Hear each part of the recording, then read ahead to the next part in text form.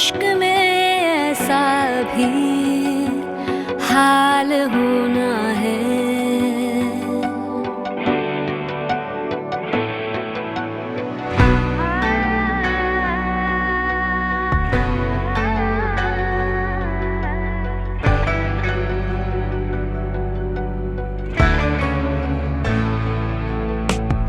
अभी तो इश्क में ऐसा भी हाल होना है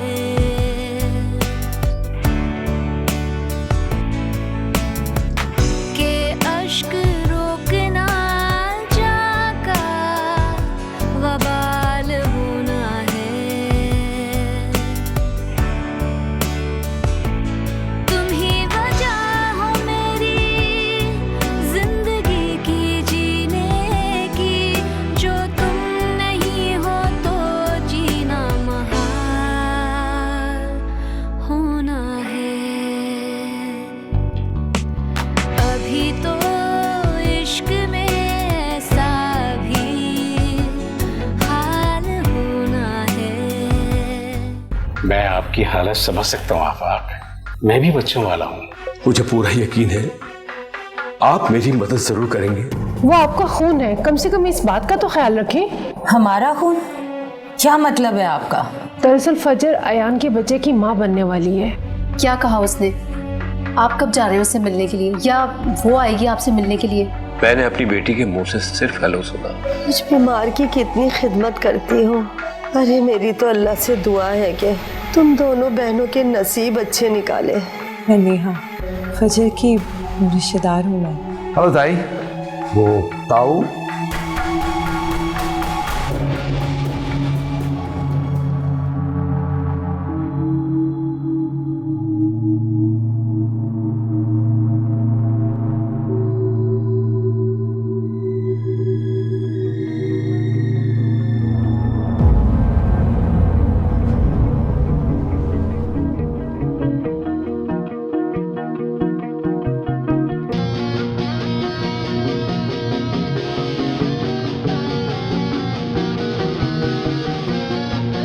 यार, तुम जैसी हजारों घूमती हैं आगे पीछे मेरे रोज। तुम्हारी यही जगह बनती है चूते की नोक। यहाँ आगे काबिल नहीं है। शामिर, मेरी लाइफ में तुम्हारी बहुत पहली हुई। मतलब इतने से दिन में तुम इतना चाहने लगी हो यार।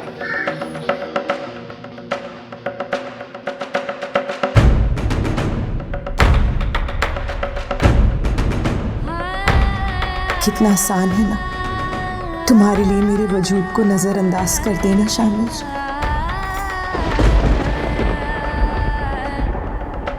कभी तो रोएगा वो भी किसी की बाहों में, और एक मेरी मोहब्बत है जो मुझे एक पल भी तुम्हारी सोच से आजाद नहीं करती। हमजा का वजूद, उसका साथ मुझे एक पल के लिए भी तुम्हें भूलने नहीं देता। ज़वाल होना है। और तुम तो शायद इस बात से ही नावाकिफ हो कि मैं आज भी तुम्हारी परछाई को अपने सीने से लगाए जी रही हूँ। जो तुम नहीं हो तो जीना महाल होना है। अभी तो इश्क में ऐसा काश कि तुम ये जान सको कि इतनी बड़ी जायदाद के मालिक सरदार शाहमीर का बेटा एक छोटे से घर में एक छोटे से कमरे में रहता है। मेरे हमजा का मकाम ये छोटा सा कमरा नहीं, वो आलीशान महल है शाहमीर। और मैं अपने बेटे को उसका हक दिलवा कर रहूंगी। तुमने मुझे इग्नोर किया है ना, मैं तुमसे सवाल भी नहीं करूंगी, बल्कि तुम्हारे दुश्मन की तरफ दोस्ती का हाथ बढ़ाऊंगी।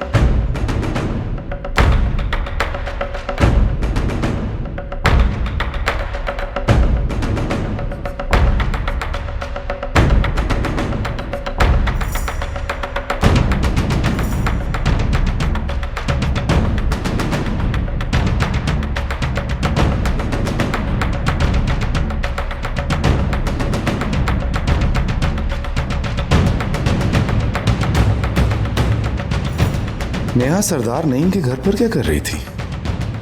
कहीं ये सरदार नईम की कोई नई चाल तो नहीं? इस लड़की की ये जुर्रत के सरदार नईम तक पहुंच गई है। मुझे कल ही सब कुछ मालूम करना होगा। आखिर क्या बात है जिसने नेहा और सरदार नईम को दोस्त बना दिया है?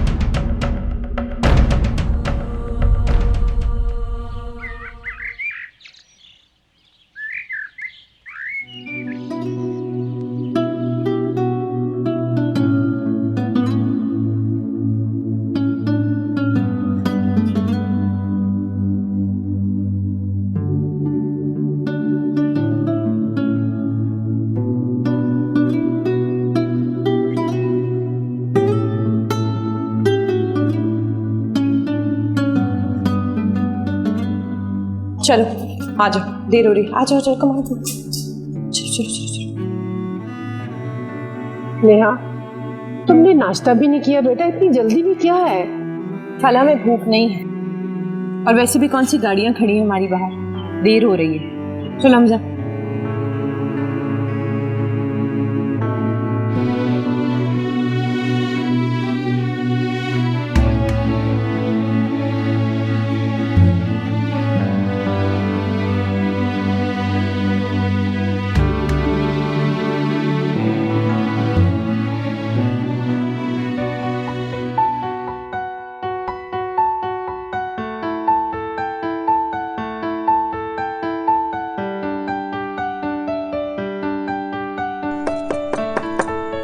जी आ जाएं।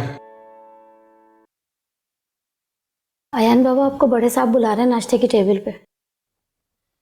ठीक है, उन्हें क्या, मैं आ रहा हूँ। अच्छा जी।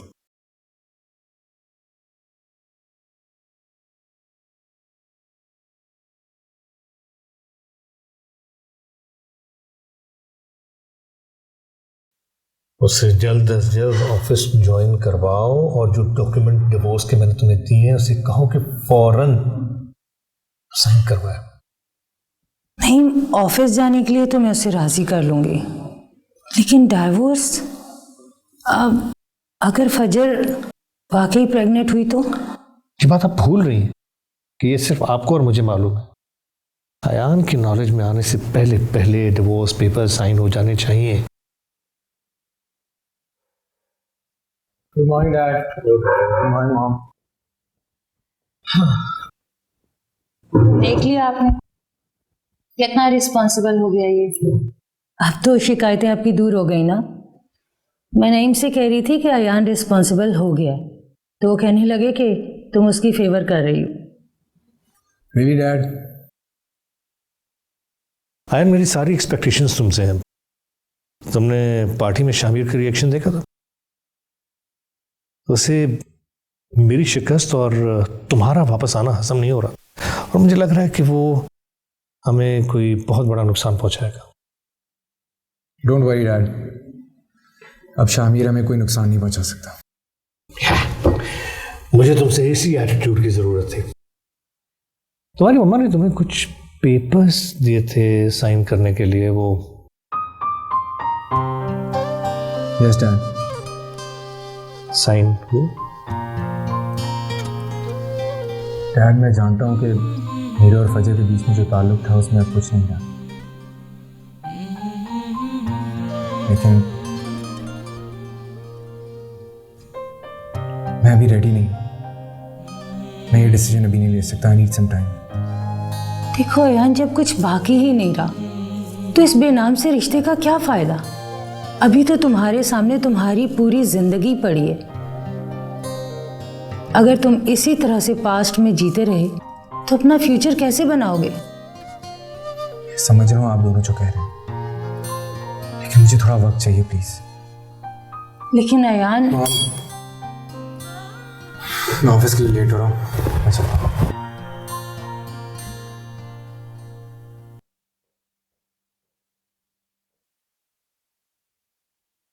देख लिया अपने बेटे का रवैया आपने? बड़ा भरोसा था ना इसकी अक्लमंदी पर आपको।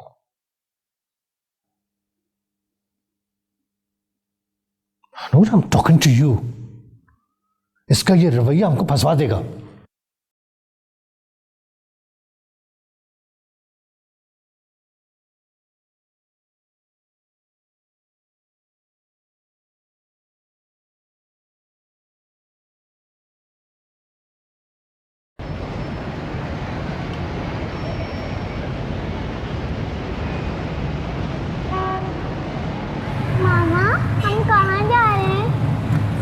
अंदर होगा। जब आ जाएगा तो पता चल जाएगा कहाँ जा रहे हैं। भाई सीधा लीजिएगा।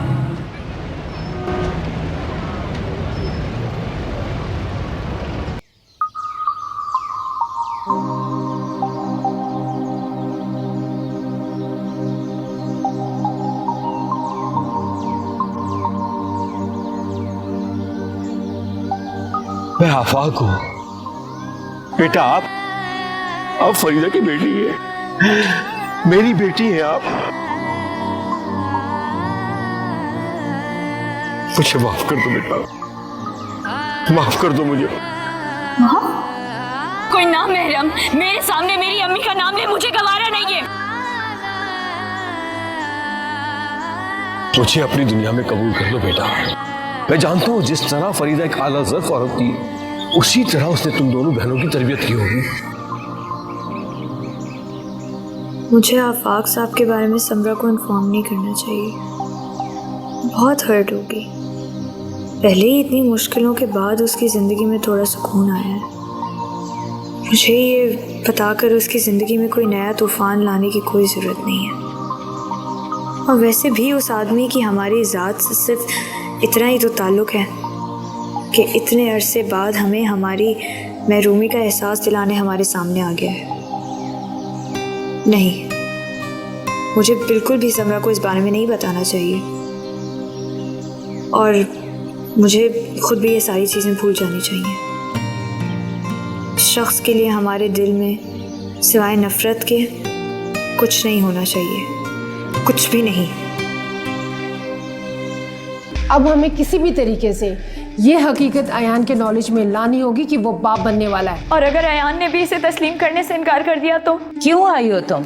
मैं आप लोगों से फजर के बारे में कोई बात करने नहीं आई। फिर आने का लॉजिक क्या है? कि बच्चा सरदार शाहमीर का है।